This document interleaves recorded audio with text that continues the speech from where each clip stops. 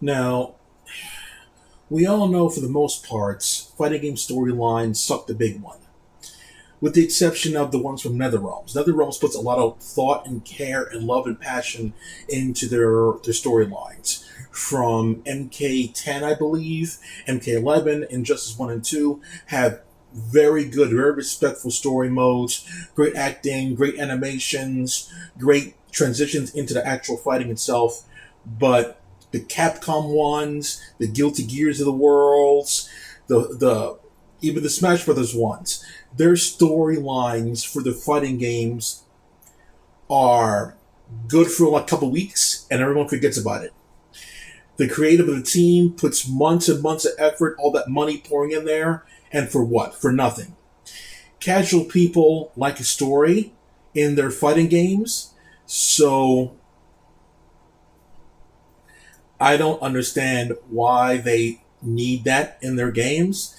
Most of the time, you want a fighting game for fighting, but I don't know why you need it for Smash Brothers or whatever. You want to go in there, you want to pick Pikachu and then kick Jigglypuff's ass. You want to go in there and play with Marth and kick Snake's ass. Some shit like that, right?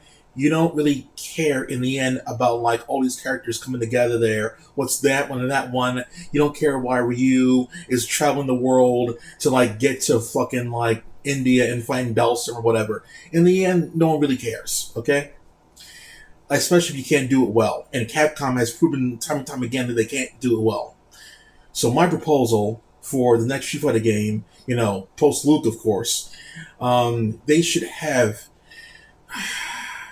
Street Fighter 6, no cinematic story. There should be an arcade mode for casual people and for most other people there to go through the arcade mode, fight A and B in a random sequence or whatever, and then maybe at a certain point there they have a dialogue between certain characters that'll heighten things there. It wouldn't have to take a lot of effort. Just this person says that person. What I would do is I would have arcade mode every three battle. Let's just say the game starts out with 30 characters in the beginning, right? Usually it's 20 nowadays. 30 characters in there, and then the first three characters they fight. After the first third character, it's going to be one of three people, and one of those one of three people that you're fighting will have different dialogue for the person that you're playing. For example, if you're playing as Guile or something like that, on the third battle, it'd be like either Chun-Li because they have a connection, Nash because they have a connection, and random one. Let's just say Balrog or whatever, something like that, on the third battle. And then they have different dialogue for Guile. Same thing with Chun-Li. Chun-Li would have a Guile one, but she said something completely different for that one. And then et cetera, et cetera. Chun-Li to Guile, Chun-Li to, I don't know, Dhalsim, Chun-Li to E Honda or whatever. E Honda would never be a upfront character for a Street Fighter game ever again. He never will. Just saying, just for the example.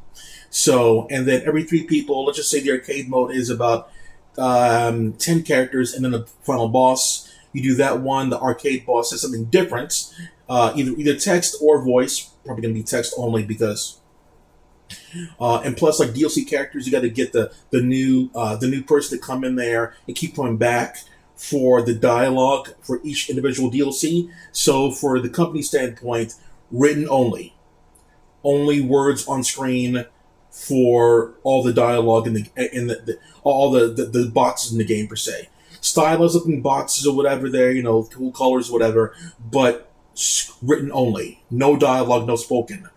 Not because I don't care about the fans' enjoyment, but overall, it seems a lot of money for us, and we could be putting money into other things, more stages of the game, more costumes of the game, and overall more time developing, less bugs in the game. So just no dialogue. We got to think about calling the character back years later. They want to get a raise. It's a thing. So like just no dialogue. So like no spoken dialogue. So the ending would be like you could have a stylized ending with like cool looking animations for casuals to gawk over. But once again, you don't have to you don't have to have spoken dialogue for that.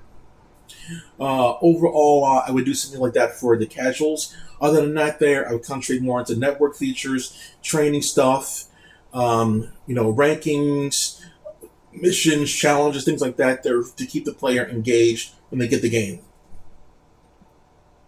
A good tutorial would be great for the game as well to get new people up to speed on what you can do in the game.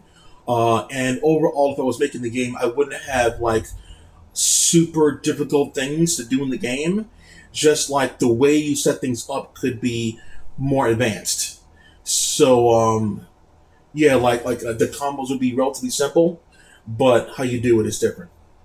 So like that's my plans I would do for Street 6 in the beginning. I don't know what their ultimate plans are, what the gimmicks are for the game. Like V Trigger and V Skills, the gimmick for SFV, like the focus system was for Street 4. So like I don't know what the six system will be. Yeah, I wouldn't have a big story, grand story mode in the game at all. Capcom shouldn't be putting money and efforts into that at all. They should be putting money into making more characters at launch. That way, would appease more people to get the game. Proper balance in the game, so you would need to keep going back in and spending money to keep balancing it over and over again. So I would just concentrate on getting that right the first time instead of that nonsense. Making story mode that no one's really going to care about in the end, unless you're going to do it really right, which they won't. Yeah, do it like this. There's a simple arcade mode, and that's simple arcade mode, and all the versus features afterwards. That's it for now. Clack off.